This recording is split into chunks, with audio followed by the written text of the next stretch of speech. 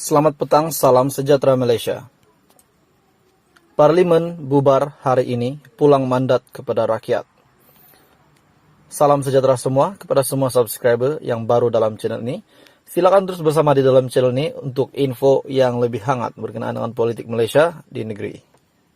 Info hangat hari ini, Petaling Jaya, Datuk Seri Ismail Sabri Yaakob mengumumkan pembubaran Parlimen berkuat kuasa hari ini selepas diperkenan yang di Pertuan Agong untuk memberi laluan kepada PRU ataupun Pilihan Raya Umum ke-15.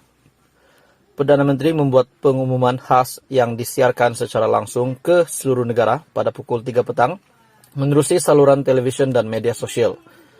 Dengan ini dimaklumkan bahwa tengah hari semalam saya telah menghadap ke bawah Duli Yang Maha Mulia Seri Paduka Baginda yang di Pertuan Agong Al-Sultan Abdullari Ayatuddin Al-Mustafa Billah Shah dan menyembah warkah permintaan kepada Baginda mengenai pembubaran Parlimen ke-14.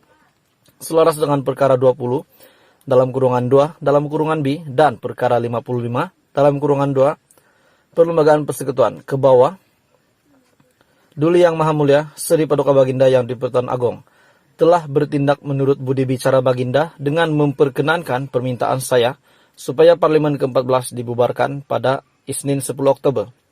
Ismail Sabri berkata, beliau mengesyorkan ketua-ketua kerajaan negeri, kecuali kerajaan negeri Sabah, Sarawak, Melaka, dan Johor supaya mengambil tindakan sewajarnya bagi membubarkan Dewan Undangan Negeri masing-masing pada tarik yang sama dengan pilihan raya umum peringkat Parlimen.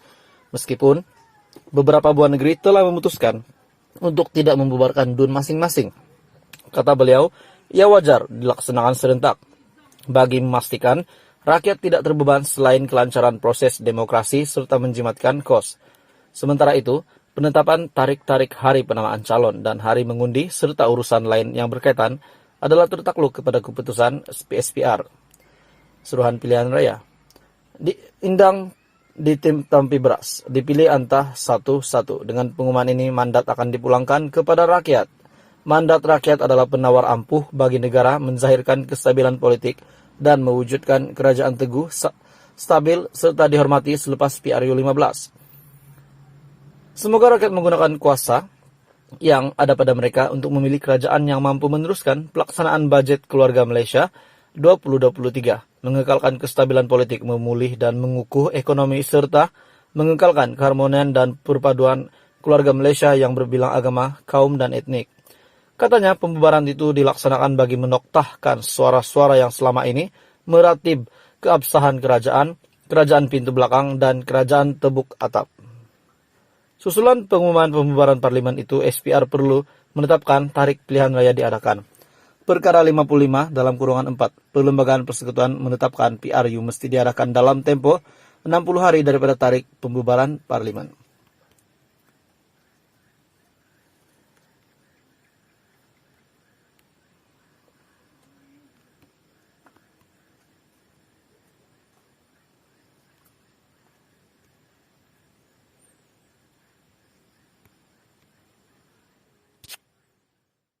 UMNO bercita-cita mahu menang, tapi Zahid Hamidi makin menambah musuh. Itu yang kita tak nampak. Mesyuarat MT UMNO secara umumnya hanyalah bertujuan untuk memuktamadkan desakan kepada Perdana Menteri bahwa PRU 15 mesti diadakan pada tahun ini. Mesyuarat itu seterusnya disusuli dengan kejayaan menetapkan agar Ismail Sabri Yaakob menghadap yang di Pertuan Agong dalam tempo masa yang tidak terlalu lama bagi mempersembahkan cadangan tarik Parlimen dibubarkan. Dalam hal ini adalah dijangka tarik beliau menghadap Agong ialah selepas belanjawan 2023 yang dibentangkan pada 7 Oktober lalu. Sebagaimana ditulis dalam artikel, Ismail Sabri dipercayai akan menghadap Agong pada 10 Oktober dan kemudian pengumuman Parlimen dibubarkan dilakukan pada Rabu 12 Oktober, yaitu selepas mesyuarat kabinet diadakan. Pada 10 Oktober Perdana Menteri ataupun Ismail Sabri dipercayai akan menghadap Agong pada 10 Oktober dan kemudian membuat pengumuman Parlimen dibubarkan ataupun Parlimen dibubarkan dilakukan pada Rabu. 12 Oktober, yaitu selepas musyawarah kabinet diadakan. Salah seorang naib Presiden UMNO, Mahathir Khalid, mengesahkan bahwa Ismail Sabri sendiri sudah bersetuju untuk membubarkan parlimen pada tahun ini.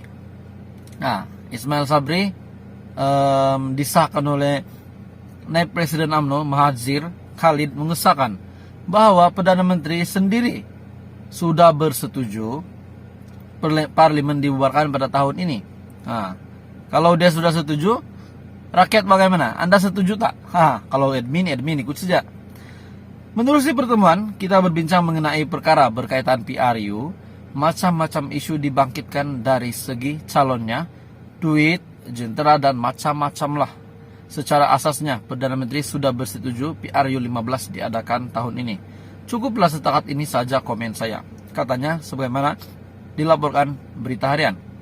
Berdasarkan keadaan itu, berlangsungnya PRU 15 pada tahun 2022 ini semacam tidak boleh ditolak lagi, melainkan jika Agong enggan memberi perkenan. Sebab kita semua kena dengar, kita kena patuh dengan Agong. Namun demikian, di sebalik desakan UMNO untuk mempercepatkan pembubaran parlimen yang sudah tentu disertai dengan keyakinan mampu mencapai kemenangan, partai itu sebenarnya telah melakukan suatu kontradiksi yang mampu menyumbang kepada kekalahan. Ini dia. Ini yang kita nak tahu, kita nak korek lagi lebih dalam. Ia berikutan dalam mesyuarat MT semalam. Sementara menunggu memutuskan PRU 15 perlu diadakan pada tahun ini, UMNO juga membuat keputusan menggantung keahlian 2 ketua UMNO bahagian serta memecat seorang ketua cawangan. Nak menang, tapi menggantung keahlian 2 ketua UMNO bahagian, 2 ketua UMNO bahagian digantung, dan juga memecat seorang ketua cawangan. Itu yang nak menang. Dan nak parti menang, cipta musuh. Inilah maksudnya cipta ramai musuh. Mereka yang digantung keahlian selama 6 tahun ialah, inilah dia senara yang digantung. Tajuddin Abdul Rahman, Ketua UMNO bahagian Pasir Salak, merangkap ahli parlimen Pasir Salak, dan Ketua UMNO bahagian Alor Setar, Muhammad Yusuf Ismail. Yang dipecat pula ialah Zaharin Muhammad Yasin, seorang ketua cawangan dalam UMNO bahagian Bandar Tun Razak. Sebagaimana semua orang tahu, tiga pemimpin berkenaan diambil tindakan adalah disebabkan mereka sering mengkritik Presiden UMNO Ahmad Zahid Hamidi. Mengkritik Presiden, dikritik sejak terus dipecat, digantung 6 tahun. Anda rasa, bagi Anda lah, admin bukan memburukkan Presiden UMNO, tapi bagi Anda, jika seorang pemimpin, ketua dalam satu parti itu membuat demikian, adakah Anda rasa dia itu seorang pemimpin yang bagus? Sebab dia kena bawa ahlinya ataupun orang bawahannya yang dibawanya membawa ke jalan yang benar, memberi teladan yang baik. Bila dia sudah tunjukkan contoh yang begitu, dia bukan seorang yang baik lah bagi saya. Tapi itu cuma pendapat. Saya tak nak juga cakap Zahid Hamidi ini tak baik. Sebab saya tidak tahu dia, saya tak kenal pun dia, dia pun tak kenal saya. Tapi tonton dan puan-puan, ada baiknya jika beliau dikritik, beliau mengajar orang-orang bawahannya benda yang bagus. Jangan kritik saya, kita bergerak bersama, kita menangkan parti ini, banyak-banyak lah. Bila dia sudah dikritik dan terus dipecat, yang lain pun terus takut, ahli yang lain pun tentu takut dengan Presiden UMNO. Tapi layakkah dia buat begitu? Anda setuju atau tidak dengan kelakuannya? Dan inikah menunjukkan cita-cita UMNO nak menang? UMNO bercita-cita mahu menang, tapi Zahid Hamidi mencipta ramai musuh. Anda setuju atau tidak? Ataupun Anda mempunyai komen apa-apa, Anda boleh komen di bawah. Teruskan bersama di dalam channel ini untuk episode seterusnya berkenaan dengan politik yang panas-panas di Malaysia. Terima kasih Malaysia kerana menonton.